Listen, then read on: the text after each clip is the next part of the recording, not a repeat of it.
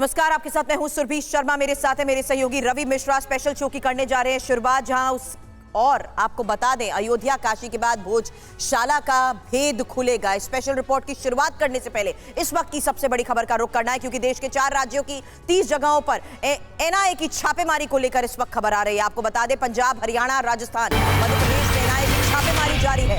आतंकवादी और gangster link मामले में एनआईए की छापेमारी को लेकर इस वक्त ये सबसे बड़ी खबर है। एक बार फिर से जान लीजिए किस तरीके से 4 राज्यों की 30 जगहों पर एनआईए की छापेमारी को लेकर इस वक्त ये बड़ी खबर मिल रही है। और छापेमारी हो रही है पंजाब में, हरियाणा में, राजस्थान, मध्य प्रदेश में।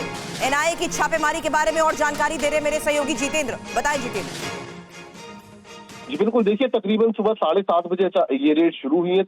एनआईए की जो 30 टीमें हैं वो अलग अलग 30 लोकेशंस पर मौजूद हैं और लगातार वहां पर सर्च ऑपरेशन किया जा रहा है। ये जो रेड है दरअसल टेररिस्ट गैंगस्टर नेटवर्क जो है उससे जुड़ी हुई है, और जो भी टेररिस्ट या फिर कहें जो गैंगस्टर इस वक्त अलग अलग जेलों के अंदर बंद है, उनके जो बाहर इस वक्त गुर्गे मौजूद हैं, उनके ठिकानों पर ये रेड की जा रही है। और तकरीबन इस रेड के अंदर 200 से ज्यादा जो एनआईए के अधिकारी हैं वो लगे हुए हैं। सुबह तकरीबन 7:30 बजे रेड शुरू हुई, और जो रेड है ये दरअसल पंजाब में, हरियाणा में, राजस्थान में, मध्य प्रदेश और इसके अलावा चंडीगढ़ में की जा रही है। जी शुक्रिया। आगे भी इस इन्वेस्टिगेशन के बारे में लेंगे अपडेट। तो अयोध्या में राम मंदिर बन चुका है। काशी यानी ज्ञानवापी मंदिर है या मस्जिद है, यह मामला कोर्ट में है और एएसआई सर्वे हो चुका है। इस बीच एक नई गूंज सुनाई दे रही है, एक नया नाम सुनाई दे रहा है। वो नाम है भोजशाला का। आखिर क्यों भोजशाला अचानक चर्चा में आया? चर्चा में आने की वजह है मध्य प्रदेश हाई कोर्ट की इंदौर बेंच का एक आदेश। जी हां, हाई कोर्ट ने आदेश दिया है कि ज्ञानवापी की तर्ज पर ही भोजशाला का एएसआई सर्वे हो। भोजशाला एमपी के धार में हिंदुओं के मुताबिक एक मंदिर है, जबकि मुस्लिम पक्ष इसे मस्जिद बताते हुए अपना दावा ठोकता है। ऐसे में हाईकोर्ट का यह आदेश आने वाले समय में इस राज से भी पर्दा उठा सकता है कि आखिर भोजशाला मंदिर है या मस्जिद। बड़ी खबर एमपी के से ही है। धार में भोजशाला के एएसआई सर्वे के आदेश को लेकर ये बड़ी खबर और इंफॉर्मेशन आपके सामने, क्योंकि मध्य प्रदेश हाईकोर्ट की इंदौर बेंच का ये आदेश सामने आया, जहां हिंदू पक्ष की मांग पर सर्वे का आदेश है।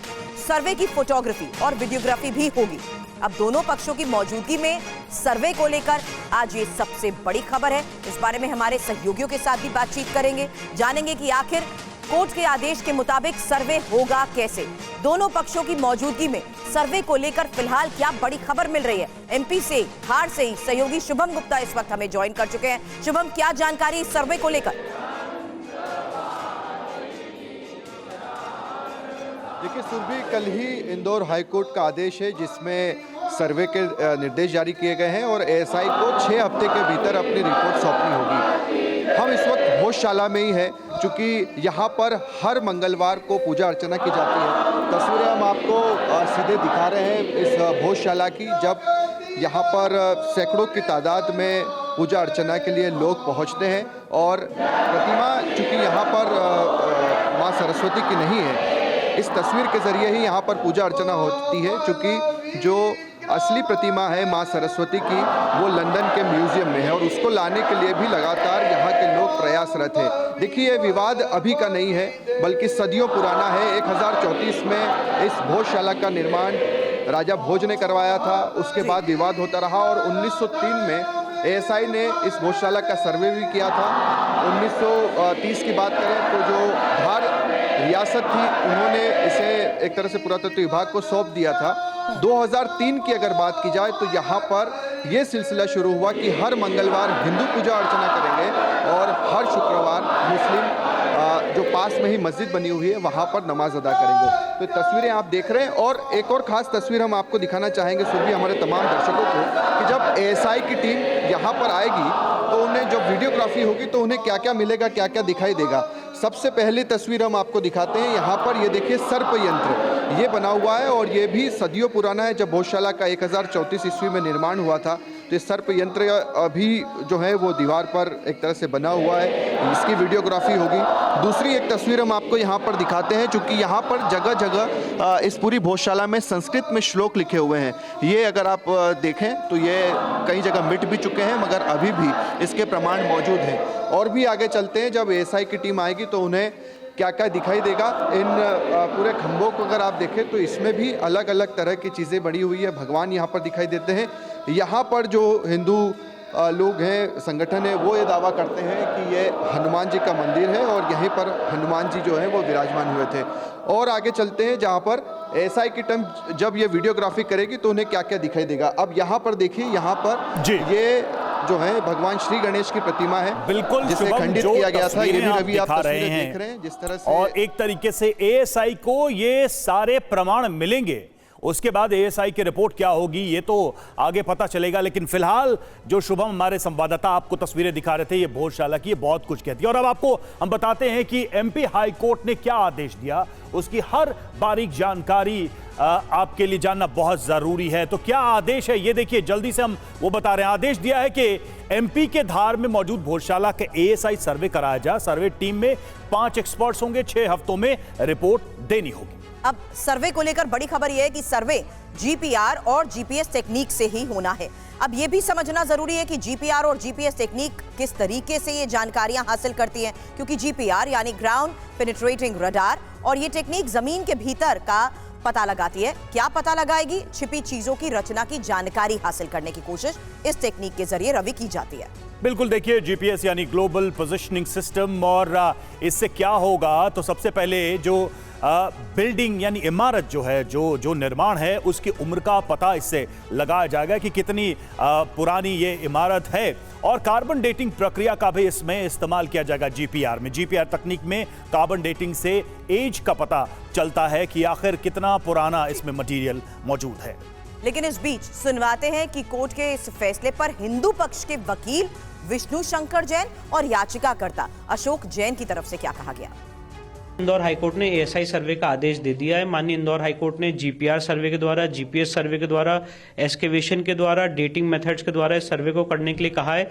और साथ ही साथ एएसआई की 5 मेंबर की टीम बनाई है, जिसको हेड करेंगे एएसआई के डायरेक्टर या एडिशनल डायरेक्टर, और सारे सीनियर मेंबर्स की टीम 5 सदस्यीय टीम होगी जो ये सर्वे करेगी और 6 हफ्ते के अंदर माननीय इंदौर हाईकोर्ट के सामने रिपोर्ट सबमिट करेगी। मांग हमने की थी कि माँ सरस्वती का मंदिर है और इसी लेकर हमने याचिका लगाई थी भोजशाला में हिंदू समाज को पूजा अर्चना का पूरा समय दिया जाए, क्योंकि हमारा मंदिर है। और सर्वे करेंगे, सामने दिखेगा। हमारे यहाँ सर्वे है, मतलब हमारी आज जीत हो गई है और अतिशीघ्र मंदिर हमें मिलेगा जहाँ माँ सरस्वती का मंदिर भव्य बनेगा और पूजा होगी। जिस प्रकार से राम जी का मंदिर अयोध्या में बना, अब धार में माँ सरस्वती का मंदिर बनेगा। और अब आपके लिए ये जानना भी जरूरी है कि आखिर ये भोजशाला विवाद है क्या, ये मामला है क्या, और क्यों हिंदू पक्ष इस जगह पर पूरा अधिकार चाहता है, अधिकार की मांग कर रहा है। तो राजा भोज परमार वंश के सबसे महान राजा थे। 1034 ईस्वी में एक महाविद्यालय की स्थापना हुई थी और महाविद्यालय अब भोजशाला के तौर पर प्रचलित है।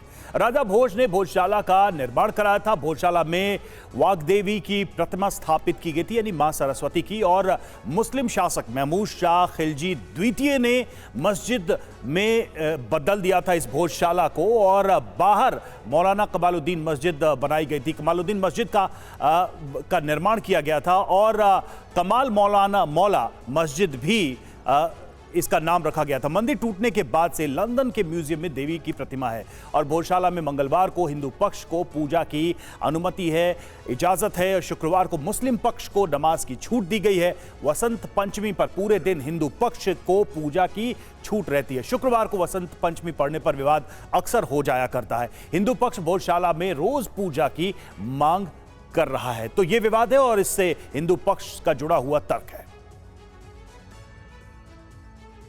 चलिए जल्द अब आपको 3 तस्वीरें भी एक साथ दिखा देते हैं, क्योंकि इससे पहले काशी में ज्ञानवापी में सर्वे के आदेश को लेकर बड़ी खबरें आई, फिर मथुरा शाही ईदगाह में सर्वे के आदेश को लेकर खबर, और अब भोजशाला में भी सर्वे होगा।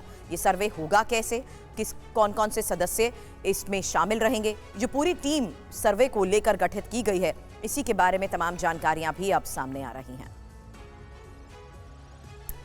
और चलिए अब आपको सुनवाते हैं कि कोर्ट के फैसले पर बीजेपी और कांग्रेस के नेता क्या कह रहे हैं। देखिए, जो मामले माननीय न्यायालय में हैं, उनको न्यायालय से निर्णय आने के बाद ही उस पर कुछ बोलना ठीक होगा। ठीक है, अब अगर माननीय सर्वोच्च न्यायालय ने कोई निर्णय दिया है, उसके बाद उसकी भी कोई जो रिपोर्ट सामने आएगी तब उस पर चर्चा करेंगे। देखिए, मैं समझता हूँ कि ये जो सिलसिला शुरू हुआ है ये तो कभी ना ख़त्म होने वाला है। पार्लियामेंट से एक कानून पास हुआ था कि एक डेडलाइन होना चाहिए और डेडलाइन रखा गया था 15 अगस्त 1947 के, ताकि इस डेट पर, इस तारीख पर जो भी धर्म स्थल जिस समुदाय के पास है उसी के पास रहेगा, उसी की अमानत होगी।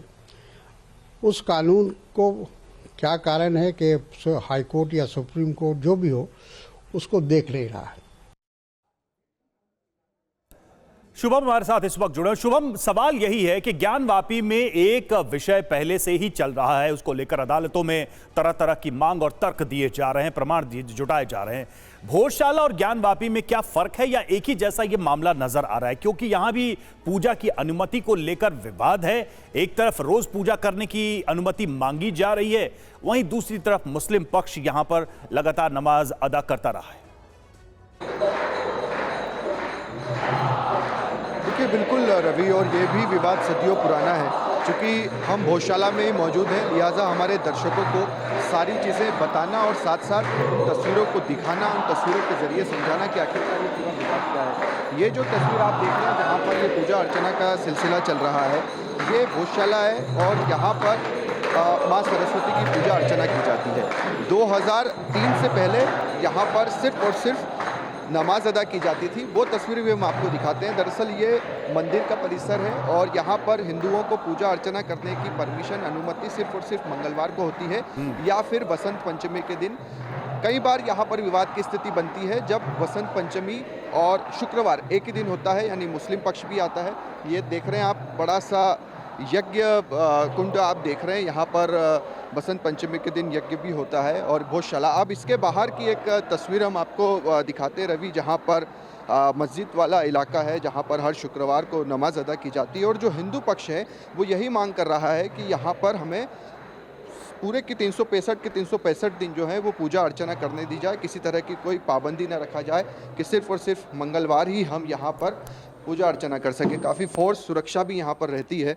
और ये दूसरी तस्वीर आप देखिए, जब इस भोजशाला का जो एक और हिस्सा है, यहाँ पर ये मस्जिद है, खाजा कमाल मस्जिद जिसे कहते हैं, और यहाँ पर हर शुक्रवार को नमाज अदा की जाती है।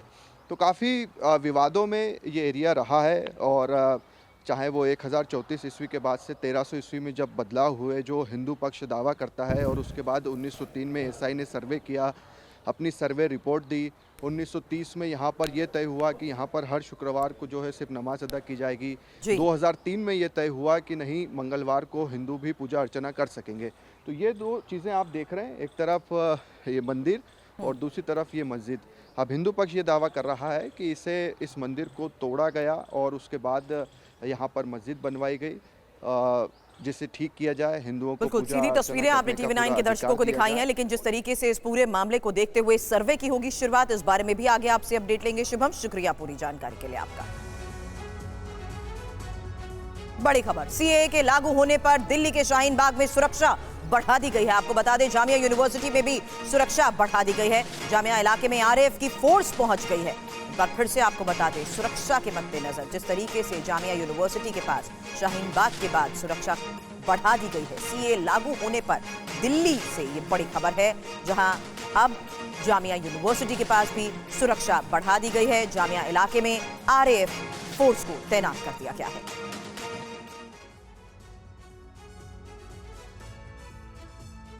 और देश में नागरिकता संशोधन कानून यानी सीए लागू कर दिया गया है। कल गृह मंत्रालय ने नोटिफिकेशन जारी कर दिया। हालांकि इसको लेकर राजनीति भी तेज हो गई है। किस किस देश के किन किन नागरिकों को भारत की नागरिकता मिल सकती है, आइए देखते हैं इस रिपोर्ट में।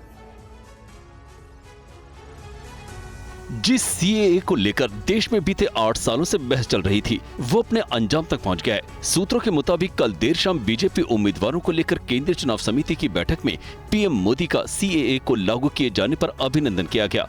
केंद्रीय गृह मंत्री अमित शाह ने ट्वीट कर कहा है कि मोदी सरकार ने आज नागरिकता संशोधन रूल 2024 को अधिसूचित कर दिया है। ये नियम अब पाकिस्तान, बांग्लादेश और अफगानिस्तान में धार्मिक आधार पर प्रताड़ित अल्पसंख्यकों को हमारे देश में नागरिकता प्राप्त करने में सक्षम बनाएंगे। इस अधिसूचना के साथ प्रधानमंत्री नरेंद्र मोदी ने अपनी एक और प्रतिबद्धता पूरी की है। अब आइए ये समझते हैं कि जिस सीएए को लेकर मुस्लिम समाज में नागरिकता को लेकर भ्रम फैला हुआ है, आखिर उस कानून में क्या है। सीएए लागू होने से गैर मुस्लिम शरणार्थियों को भारत की नागरिकता मिलेगी। सीएए के तहत 3 देशों पाकिस्तान, बांग्लादेश और अफगानिस्तान से आए अल्पसंख्यकों को नागरिकता मिलेगी। इसके तहत उन शरणार्थियों को नागरिकता मिलेगी जिन्होंने 2014 से पहले भारत में शरण ली है। सीएए से किसी की नागरिकता नहीं जाएगी। देश में नागरिकता संशोधन एक्ट लागू होने के बाद देश के अलग अलग हिस्सों में रह रहे गैर मुस्लिम शरणार्थियों ने जमकर जश्न मनाया। पाकिस्तान से आकर हिंदू धर्म अपनाने वाली सीमा सचिन ने भी मोदी सरकार को सीएए लागू करने के लिए धन्यवाद दिया। योगी मोदी जी की जय, योगी मोदी जी की, योगी जी की, मोदी जी की, योगी जी की। कहा था वो करके दिखाया, तो इस चीज की में बहुत खुशी है, इसलिए हम रसगुल्ले बांट रहे हैं। पाकिस्तान से 4 बच्चों के साथ नोएडा आकर सचिन से शादी कर रही सीमा हैदर ने सीएए के लागू करने को लेकर नोटिफिकेशन जारी होते ही कुछ इस अंदाज में जश्न मनाया। सीमा ने अपने पति और बच्चों के साथ आतिशबाजी कर खुशी जाहिर की। पीएम मोदी और सीएम योगी की तस्वीरों के साथ सीमा ने सरकार का शुक्रिया जताया। नमस्कार, जय श्री राम, राधे राधे। आज हमारे देश में भारत सरकार ने नागरिकता कानून लागू किया है, जिसकी हमें बहुत बहुत बहुत ज्यादा खुशी है। बहुत बहुत भारत सरकार को बधाई। दिल्ली के मजनू का टीला में कई सालों से रह रहे पाकिस्तान से आए शरणार्थियों ने भी खुशी जाहिर की। यहाँ के लोगों ने कहा कि उनका लंबा इंतजार खत्म हुआ। सीएए से उनकी जिंदगी यहाँ अब आसान होगी। और सीए का पश्चिम बंगाल की मुख्यमंत्री ममता बनर्जी ने विरोध किया है। ममता ने चुनाव से पहले इसकी घोषणा पर सवाल उठाए हैं। इस पर पश्चिम बंगाल में विपक्ष के नेता शुभेंदु अधिकारी ने कहा कि ममता इस कानून को लेकर भ्रम फैला रही है। एक बीजेपी का इलेक्शन पब्लिसिटी है, नथिंग इज देयर। तो 20 साल में एक कानून पास हुआ था, उसका बाद 4 साल बीत गया, लेकिन अभी चुनाव जब आते हैं एक कुछ गाप गप पकड़ते हैं, एक भी एक गाप गप है, लेकिन असली पौधा किसी को नहीं मिलेगा। एक बहुत बढ़िया कदम है और इसमें ये बहुत क्लियर है, किसी का सिटीजनशिप छीनने का एक्ट नहीं है। ममता बनर्जी कोशिश किया भ्रम पैदा करने के लिए, फिर करेगी वोट बैंक की तुष्टिकरण की राजनीति के लिए, उसका चक्कर में मत पड़िए। ये आइन, ये लॉ बहुत क्लियर है। इसमें उद्वास्तु रिफ्यूजी होकर जिसको आना पड़ा रिलीजन ग्राउंड में, उसको देने का है। किसी को आपका सिटीजनशिप छीनने का कानून नहीं है। हम पूरा बंगाल में आज खुशी का माहौल है। सब लोग मोदी जी को, अमित शाह जी को तारीफ कर रहा है, हर्षोल्लास हो रहा है, मिठाई डिस्ट्रीब्यूशन हो रहा है। देश में नागरिकता संशोधन कानून यानी सीएए का नोटिफिकेशन जारी होने के बाद सियासी दलों के बीच जुबानी जंग भी तेज हो गई है। ओवैसी की पार्टी एआईएमआईएम के वारिस पठान और महाराष्ट्र से ही केंद्रीय मंत्री रामदास अठावले ने क्या कहा, सुनिए। 5 साल से क्या कर रही थी सरकार, क्यों नहीं ला? इसलिए हम बोलते हैं ना कि सरकार पोलराइज करने की कोशिश कर रही है चुनाव के पहले, क्योंकि सरकार विफल हो चुकी है डेवलपमेंट के काम पे। देश सवाल पूछता है, मोदी जी अपनी गारंटियों में फेल हो चुके हैं कि 15 लाख रुपया अकाउंट में आएगा, नहीं आया। 2 करोड़ युवाओं को रोजगार मिलेगा, नहीं मिला। तो सारे सवालों के जवाब नहीं है इनके पास, इसके लिए ये अब ये लेकर आ गए। देखिए, हमारा तो पहले से ऑब्जेक्शन था, आज भी हम यही बोल रहे हैं कि ये जो कानून है ये रिलीजियस की बुनियाद पे बनाया गया है, ये एंटी अनकॉन्स्टिट्यूशनल है। एक टप्पे से हम काम करते हैं, इसमें फायदे के लिए हम काम नहीं करते। मतलब सीए कानून लगने के पहले ही हमारा फायदा ही फायदा है। हम तो 400 पार का हमने बोला है। सीए कानून पास होता है तो हम 500 के पार भी जा सकते हैं। तो ठीक बात है, वो कोई चुनाव ध्यान में रखते हुए ये निर्णय नहीं लिया है। बहुत सालों से विषय पेंडिंग था, वो नागरिक त्रस्त थे, बार बार सरकार के पास वो मांग करते थे और इसलिए सरकार ने फैसला लिया है इस कानून को लागू करने का। और सीए के लागू होने के बाद राजस्थान में रह रहे शरणार्थियों ने भी जश्न मनाया। जयपुर और सीमा से लगे जैसलमेर में पाकिस्तान के विस्थापितों ने एक दूसरे को मिठाई खिलाकर खुशी जाहिर की और मोदी सरकार का आभार जताया। ये तस्वीरें जयपुर की हैं। पाकिस्तान से आए ये लोग कई सालों से यहाँ शरण लिए हुए हैं। CAA को लागू करने को लेकर मोदी सरकार का नोटिफिकेशन जारी होते ही इन लोगों की खुशी का ठिकाना नहीं रहा। पाकिस्तान से आए इन हिंदू परिवारों ने एक दूसरे का मुंह मीठा कराकर खुशी जाहिर की। इन लोगों का कहना है कि अब नागरिकता मिलने के बाद उन्हें कई ऐसी सुविधाएं मिलेगी जिससे ये लोग सालों से वंचित रहे हैं। एजुकेशन में, स्कूल में, राशन में और जो गवर्नमेंट की सुविधा है, मेडिकल की, कोई भी हमें उसका लाभ नहीं मिल रहा था। अब जब नागरिकता मिल जाएगी तो वो पूरी फैसिलिटीज़ नागरिकता के बगैर बहुत बड़ी परेशानी आ रही थी। मतलब बच्चों को एजुकेशन में, स्कूल में, राशन में और जो गवर्नमेंट की सुविधा है, मेडिकल की, कोई भी हमें उसका लाभ नहीं मिल रहा था। जैसलमेर में भी पाकिस्तान के विस्थापितों ने CAA के लागू होने के बाद जश्न मनाया। लोगों ने आतिशबाजी कर खुशी जाहिर की।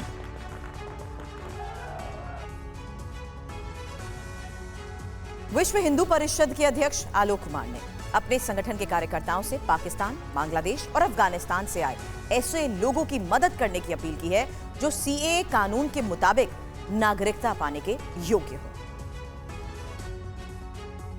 बांग्लादेश, पाकिस्तान और अफगानिस्तान में अपने धर्म के कारण जो प्रताड़ित हुए ऐसे हिंदू, सिख, जैन, बौद्ध और ईसाई लोगों को अब भारत की शरण लेने के लिए नागरिकता का आधार भी प्राप्त होगा। वह प्रतिष्ठा और बराबरी के साथ भारत में रह सकेंगे। उनको कोई कानूनी बाधा नहीं रहेगी।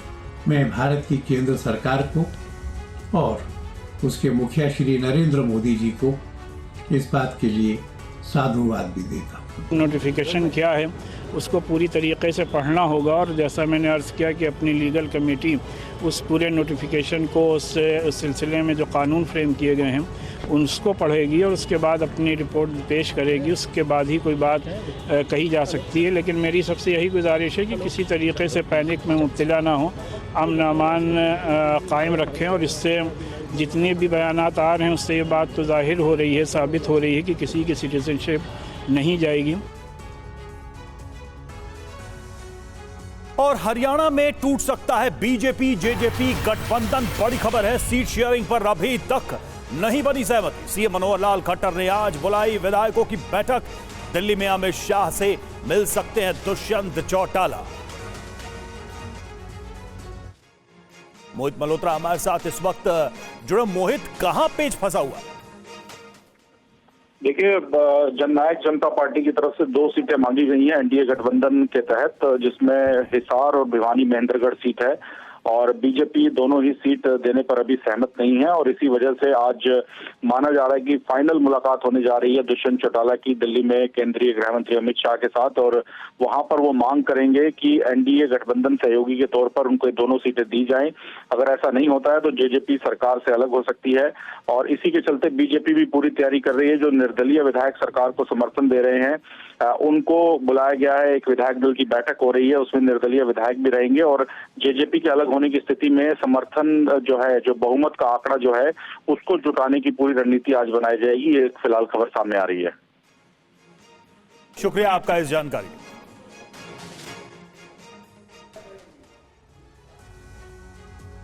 और एक और बड़ी खबर है, जहां बता दें बीजेपी जल्दी उम्मीदवारों की दूसरी लिस्ट जारी करेगी और उम्मीदवारों की दूसरी लिस्ट को अंतिम रूप देने के लिए सोमवार को देर रात तक बीजेपी केंद्रीय चुनाव समिति की बैठक हुई है, जिसमें प्रधानमंत्री नरेंद्र मोदी भी शामिल रहे। लोकसभा चुनाव के मद्देनजर बीजेपी के उम्मीदवारों की दूसरी लिस्ट लगभग तैयार है। बीजेपी जल्द ही अपनी दूसरी लिस्ट भी जारी कर सकती है। सोमवार को देर रात तक पीएम मोदी की मौजूदगी में केंद्रीय चुनाव समिति की बैठक हुई। बीजेपी मुख्यालय में हुई ये बैठक रात 11:30 बजे तक चली। सूत्रों के मुताबिक बीजेपी अपनी दूसरी लिस्ट के लिए जिन राज्यों के उम्मीदवारों के नाम की घोषणा कर सकती है उनमें मध्य प्रदेश, महाराष्ट्र, गुजरात, कर्नाटक, बिहार, हिमाचल प्रदेश, तेलंगाना और चंडीगढ़ समेत 8 राज्यों की सीटों पर मंथन हुआ। बैठक में 100 से अधिक सीटों पर उम्मीदवारों के नाम को लेकर चर्चा की गई। लेकिन बिहार, उड़ीसा और तमिलनाडु में अभी गठबंधन की तस्वीर पूरी तरह साफ नहीं होने के कारण इन राज्यों के टिकट में देरी हो सकती है। गठबंधन में अभी अंतिम रूप से सीटों का समझौता नहीं हुआ है। ऐसे में इन राज्यों की सीटों पर सोमवार की बैठक में फाइनल चर्चा नहीं हो पाई। लेकिन देर रात टीडीपी प्रमुख चंद्रबाबू नायडू ने साफ कर दिया कि आंध्र प्रदेश में बीजेपी 6 सीटों पर और टीडीपी 17 सीटों पर चुनाव लड़ेगी। वहीं आंध्र प्रदेश में जेएसपी के खाते में 2 सीटें गई हैं।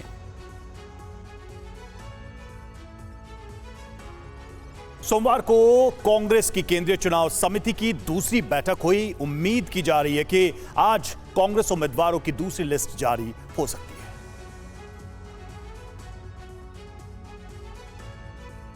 सोमवार को कांग्रेस की केंद्रीय चुनाव समिति की दूसरी बैठक में 6 राज्यों की 62 सीटों पर चर्चा हुई। जिन राज्यों की सीटों पर चर्चा हुई उनमें राजस्थान की 13, एमपी की 16, उत्तराखंड की 5, गुजरात की 14 और असम की 13 सीटों पर मंथन हुआ। माना जा रहा है कि लगभग 40 नामों पर सहमति बन गई है। सूत्रों के मुताबिक एमपी के छिंदवाड़ा से नकुल नाथ, राजगढ़ से प्रियव्रत सिंह और झाबुआ से कांतिलाल भूरिया का टिकट फाइनल माना जा रहा है। इससे पहले शनिवार को कांग्रेस उम्मीदवारों की पहली लिस्ट जारी हो चुकी है। सोमवार को कांग्रेस चुनाव समिति की दूसरी बैठक में उत्तराखंड की लोकसभा की 5 सीटों पर चर्चा हुई। पार्टी नेताओं के मुताबिक जल्दी सभी नामों पर सहमति बन जाएगी। लोकसभा की उत्तराखंड में 5 सीटें हैं जिस पर लोकसभा वार चर्चा हुई है और कुछ नामों पर सहमति है और संभवतः अगली सीसी की बैठक में सभी नामों पर सहमति बन जाएगी। और इस वक्त बड़ी खबर जहां बता दें आज वंदे भारत की पूरी होगी हाफ सेंचुरी और ये तस्वीरें आपके सामने क्योंकि प्रधानमंत्री नरेंद्र मोदी वर्चुअली 10 नई वंदे भारत ट्रेनों को हरी झंडी दिखाएंगे। कई ट्रेनों के रूट्स के एक्सटेंशन को लेकर भी बड़ी खबर है।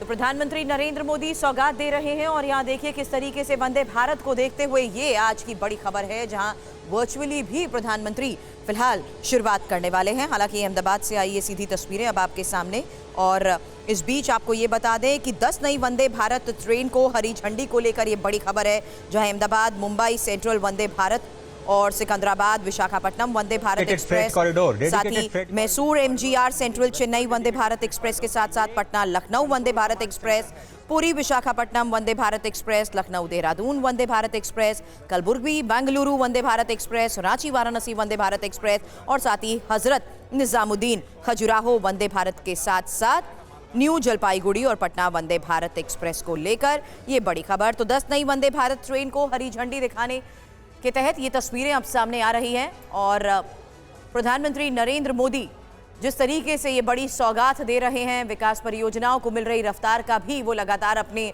संबोधन में जिक्र करते आए हैं। और यहाँ देखिए किस तरीके से मोदी सरकार की गारंटी के तहत यहाँ पर मंच पर फिलहाल प्रधानमंत्री नरेंद्र मोदी का ये जोरदार स्वागत भी किया जा रहा है। ये सीधी तस्वीरें आगे भी हम आपको दिखाते रहेंगे, लेकिन इस बीच एक और सबसे बड़ी खबर का रुख करते हैं क्योंकि आज ही प्रधानमंत्री नरेंद्र मोदी गुजरात के बाद राजस्थान का दौरा करने वाले हैं और राजस्थान के पोखरण में प्रधानमंत्री मोदी भारत शक्ति अभ्यास और प्रदर्शन को देखेंगे। राजस्थान के पोखरण में तीनों सेनाओं के अभ्यास के रूप में स्वदेशी रक्षा क्षमताओं का एक प्रदर्शन किया जा रहा है, जिसमें तीनों सेनाओं के स्वदेशी हथियारों की ताकत दिखेगी। पीएम मोदी आज पोखरण में भारत शक्ति अभ्यास का खुद अवलोकन करेंगे। तीनों सेनाओं के लाइव फायर और युद्धाभ्यास के रूप में स्वदेशी रक्षा क्षमताओं के समन्वित प्रदर्शन को भारत शक्ति नाम दिया गया है। भारतीय थल सेना, इंडियन नेवी और इंडियन एयरफोर्स लगभग 50 मिनट तक युद्धाभ्यास करके मेक इन इंडिया प्रोजेक्ट के तहत निर्मित हथियारों का प्रदर्शन करेंगे। पोखरण में आयोजित भारत शक्ति अभ्यास में शामिल अस्त्र शस्त्रों और उपकरणों में भारतीय सेना के कई हथियारों के अलावा T-90 टैंक, धनुष और Sarang gun system, logistics drone, robotic mules, advance light helicopter और मानव रहित हवाई वाहनों की एक श्रृंखला शामिल है जो एडवांस जमीनी युद्ध कौशल और हवाई क्षमताओं को प्रदर्शित करेगी। इस दौरान भारतीय नौसेना भी एंटी शिप मिसाइलों, स्वायत्त कार को ले जाने वाले हवाई वाहन और एक्सपेंडेबल एरियल टारगेट को प्रदर्शित करेगी। भारत ने अपनी पहली इंटरकॉन्टिनेंटल बैलिस्टिक मिसाइल अग्नि 5 का सफल परीक्षण कर बड़ी उपलब्धि हासिल की है। डीआरडीओ के मिशन दिव्यास्त्र की सफलता पर पीएम मोदी और गृह मंत्री अमित शाह ने वैज्ञानिकों को बधाई दी। कल शाम करीब 5:30 बजे प्रधानमंत्री नरेंद्र मोदी ने सोशल मीडिया पर पोस्ट के जरिए देश को बड़ी कामयाबी के बारे में बताया। पीएम मोदी ने देश को बताया कि भारत ने अग्नि 5 मिसाइल का सफल परीक्षण किया है। अग्नि 5 मिसाइल के परीक्षण की पहली तस्वीरें सामने आई ओडिशा के डॉक्टर एपीजे अब्दुल कलाम द्वीप से मिसाइल का टेस्ट किया गया। मिसाइल ने अपने तय पैरामीटर के हिसाब से सफलतापूर्वक उड़ान भरी। MIRV तकनीक से लैस अग्नि 5 मिसाइल का सफल परीक्षण कैसे सामरिक क्षेत्र में भारत की बड़ी उपलब्धि है, कैसे ये मिसाइल एक साथ चीन, पाकिस्तान जैसे भारत के दुश्मनों का काल साबित होगी, इसकी खासियत जानकर आपको इसका अंदाजा हो जाएगा। अग्नि 5 भारत की सबसे लंबी दूरी वाली परमाणु बैलिस्टिक मिसाइल है। इसकी रेंज 5000 से 7000 किलोमीटर तक है। जरूरत पड़ने पर रेंज बढ़ाने की क्षमता भी विकसित की गई है। मिसाइल में 3 स्टेज में संचालित होने वाला सॉलिड फ्यूल इंजन लगाया गया है। ये मिसाइल अग्नि सीरीज की पहली मिसाइलों के मुकाबले वजन में हल्की है। अग्नि 5 की ऊंचाई 17 मीटर और वजन 50 टन है। ये मिसाइल 1.5 टन तक न्यूक्लियर वॉरहेड ले जाने में सक्षम है। राहुल गांधी की न्याय यात्रा आज कहां पहुंचेगी? जनवरी में मणिपुर से शुरू हुई न्याय यात्रा का कब समापन होने वाला है, इस रिपोर्ट में देखिए।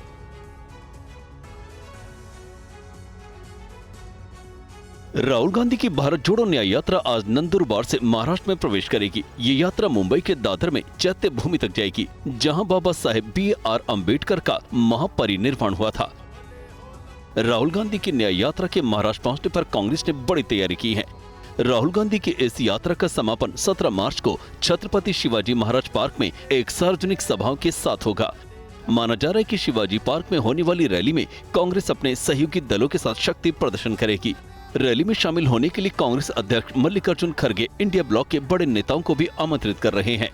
उद्धव ठाकरे के भी इस रैली में शामिल होने की उम्मीदें जताई जा रही हैं। न्याय यात्रा के मुंबई में एंट्री से पहले सोमवार को कांग्रेस के कई नेताओं ने महाराष्ट्र के पूर्व CM उद्धव ठाकरे से मुलाकात की और उन्हें राहुल गांधी की भारत जोड़ो न्याय यात्रा में शामिल होने के लिए आमंत्रित किया। राहुल गांधी ने 15 जनवरी को भारत जोड़ो न्याय यात्रा की शुरुआत मणिपुर से की थी।